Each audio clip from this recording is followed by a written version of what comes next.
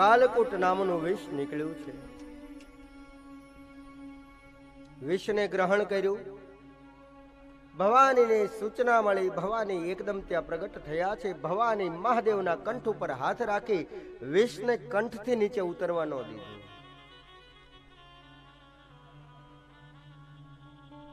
કંઠમાં વિષ ધારણ કર્યું છે.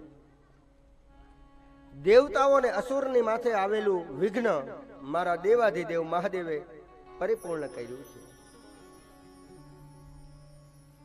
મહાદેવ ત્યાંથી પ્રસ્થાન થાય. મહાદેવ ત્યાંથી રજા લે છે અને હરિદ્વારની ઉપર નીલકંઠ મહાદેવનું મંદિર છે. ઋષિકેશથી લગભગ 45 કિલોમીટરના અંતરે. કદાચ આમાંથી ઘણા લોકો ત્યાં ગયા પણ હશે. નીલકંઠ મહાદેવની ત્યાં આગળ મહાદેવ આવી અને થોડી વાર માટે વિશ્રામ કરે. કામધેનુ ગાયનું આહવાન કર્યું અને કામધેનુ ગાય આવી મહાદેવજીના શિવલિંગની ઉપર દૂધનો અભિષેક કરે છે. મહાદેવની તૃષ્ણા શાંત થઈ. તો કાલકૂટ નામનું વિષ એ મારા મહાદેવે ગ્રહણ કર્યું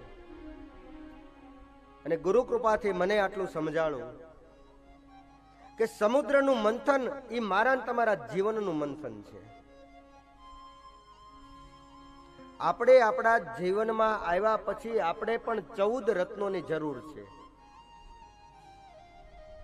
અને આ કાલકૂટ નામનું વિષ એ ગુરુ કૃપાથી મને એટલું સમજાયું કે આ વિષ એ માનો ગર્ભ છે. માના ગર્ભની અંદર જ્યારે બાળક ઉલટું લટકતું હોય અને 9 માસ સુધી બાળક એના ગર્ભમાં હોય ત્યારે કેટલી પ્રાર્થના કરતું હોય ભગવાનને કે ભગવાન તું અમારું કલ્યાણ કર, અમારું રક્ષણ કર. 9 માસ પરિપૂર્ણ થાય. દેવાધિદેવ મહાદેવની કૃપાથી એ બાળકનો જન્મ થાય અને બાળકનો જન્મ એ મારું તમારું બીજું દ્રવ્ય છે જેને હું ને તમે કામધેનુ ગાય કહીએ છીએ.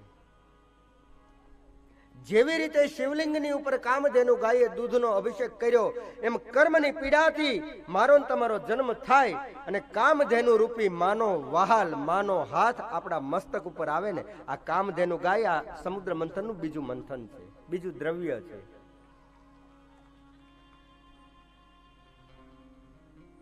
અને પહેલી વાર જ્યારે બાળક આ ધરતી ઉપર આવે અને પહેલી વાર માના હાથનો સ્પર્શ અનુભૂતિ કરે, આથી મોટી મારી દ્રષ્ટિમાં બીજી કોઈ કામધેનુ ન હોઈ શકે.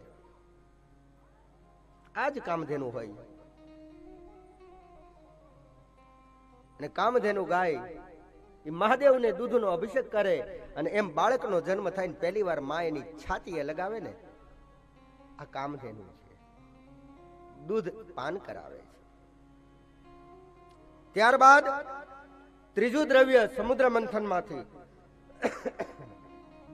ઐરાવત નામનો હાથી નીકળ્યો છે.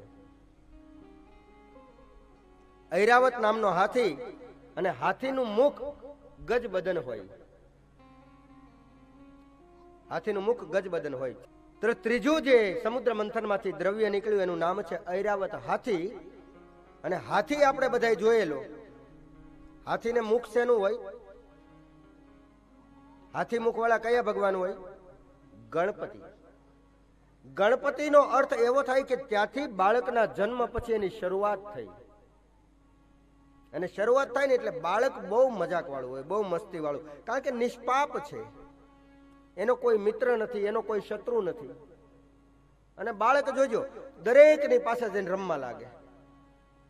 પણ બાળકમાં એક બુદ્ધિ હોય, એ સામે વાળાનું મનનો ભાવ જાણે. જો સામે સારા હોય ને તો જ બાળક એની પાસે રમે. હા, બાકી આમાં ભલે બહારથી દાંત કાઢતો હોય પણ બાળકને ખબર હોય કે અંદરથી કેવો છે, એની પાસે જાય નહીં. એટલે આ કારણ કે આ સમુદ્રમાંથી નીકળેલું છે ને. અને અહીંયાથી બાળકનું જર્ની ચાલુ થાય, જન્મ પછી એની શરૂઆત થાય. અને વળી એની ઉપમા ઐરાવત હાથી સાથે.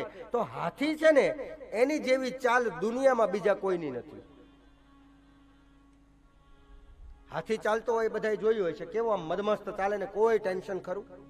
આમ બજારમાં હાલે તો આમ એ ઘંટડી વાગતી હોય, એની સૂંઢ આમ તેમ હલતી હોય.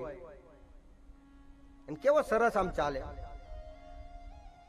પણ તકલીફ એ છે કે હાથી ચાલે ને તો વાહે કૂતરા ભસતા હોય. કૂતરા ભસતા હોય. એમ આપણા ઘરે કઈક સારું થતું હોય ને એટલે વાહે ભસવા વાળા હોય. કોકનું સારું જોઈને પાછળથી બોલતા હોય ને એ બધાની ગણતરી આમાં કરજો. ત્રીજો, સમુદ્ર મંથનમાંથી નીકળેલું દ્રવ્ય એ ઐરાવત હાથી છે